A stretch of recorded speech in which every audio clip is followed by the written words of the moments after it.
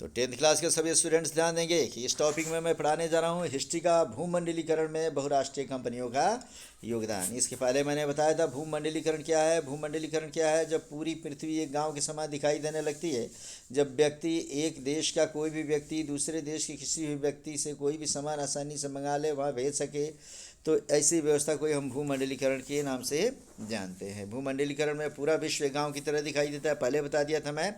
आज बताने जा रहा हूँ भूमंडलीकरण में बहुराष्ट्रीय कंपनियों का योगदान। तो पहले भूमंडलीकरण मैंने बताया। बहुराष्ट्रीय कंपनियों का योगदान पढ़ने के पहले हम जानेंगे कि बहुराष्ट्रीय कंपनी किसे कहते हैं। तो हम याद रखेंगे कि बहुराष्ट्रीय कंपनी के बारे में जानेंगे कि ये दो शब्दों के मेल से बना है, बहु प्लस राष्ट्रीय।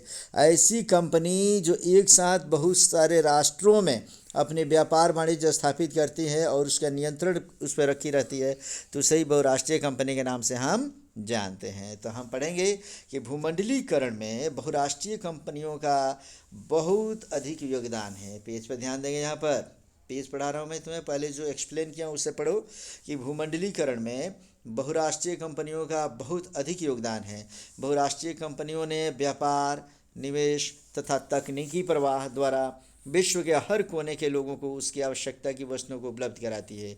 इन कंपनियों की वजह से कई लोगों के जीविकोपार्जन के नए नए अवसर प्राप्त हुए हैं।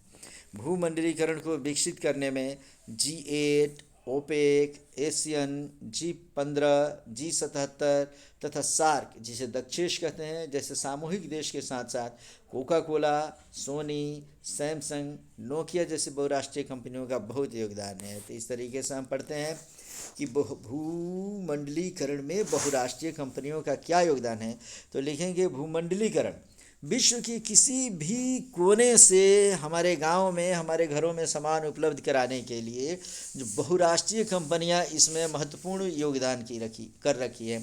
बहुराष्ट्रीय कंपनियां करती क्या है ना कि विश्व का हर देश में अपनी कंपनी के प्रोडक्ट को अवेलेबल कराती है। जैसे मानो कि हम यहाँ पे हैं बिहार में, गोपालगंज में, और गोपालगंज से हमें कोई अमेरिका की कोई चीज़ पसंद पड़ती है, तो वो हम जैसे ही गूगल के साइट पे जाते हैं या किसी स्नैपट्यूब के, स्नैपडील के या फ्लिपकार्ट पे जाते हैं या अमेज़न पे जाते हैं और हम क्लिक करते हैं कि अमेरिका की ये सामान हमें पसंद है, तो अमेरिका की कंपनी को सूचना मिलती है। अमेरिका की कंपनी तुरंत क्या करती है, देखती है किस लोकेशन से मेरे पास में ये एड्रेस आया, उस लोकेशन के पास में उसकी दुकान कौन सी है। बहुराष्ट्रीय कंपनियां बहुत सारे राष्ट्रों में अपना व्यापार वाणिज्य स्थापित करती है, तो उस कंपनी का प्रोडक्ट हमारे आसपास के जिस जगह पे अवेलेबल रहता है वो तुरंत उसको कॉल करती है और वहाँ से फिर बोला जाता है कि आपके पास में इस सामान को भेजना है, तो वहाँ से डिस्पैच करके तुरंत हमारे पास आ जाता है। पता चलता है कि ये लो जी 24 घंटा से लेके उसके बाद 72 घंटा, 4 दिन, 5 दिन, 7 दिन के अंदर अमेरिका की चीज़ें हमारे पास आ जाती है। तो ये इसका मतलब ये नहीं है कि हमने यहाँ फ़ोन किया अमेरिका तो अमेरिका से भेजा जाता है।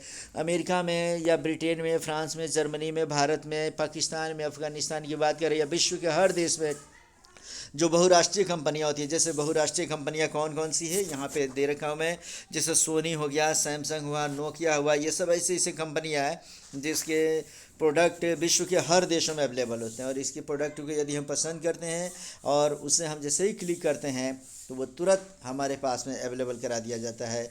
और भूमंडलीकरण को विकसित करने में G8, OPEC, organisation of petroleum expert countries जो है, तो इस तरीके से एक्सपोर्ट कंट्रीज़ है, तो इस तरीके से ओपेक हुआ, जैसे तेल निर्यातक देशों का समूह हो या G8 हो, एशियान हो या दक्षेश हो, सब आपस में ग्रुप बना रखें कि हम लोग अपने ग्रुप के सदस्यों को कोई भी प्रोडक्ट्स आसानी से भेजेंगे, मंगाएंगे, कोई दिक्कत नहीं होगा। इस तरीके से हम कह सकते हैं कि भूमंडलीकरण में बहुराष्ट्रीय कंपनियों का बहुत अधिक योगदान है। और बहुराष्ट्रीय कंपनी अगर योगदान नहीं दे पाती तो शायद आज भूमंडलीकरण संभव नहीं हो पाता। तो इस तरीके से ये हमारा भूमंडली कंप्लीट हुआ। अब अगले टॉपिक में हम पढ़ने जा रहे हैं गिरमिटिया मजदूर। अगला टॉपिक हमारा होगा गिरमिटिया मजदूर। तब तक उसको देखें हम लोग।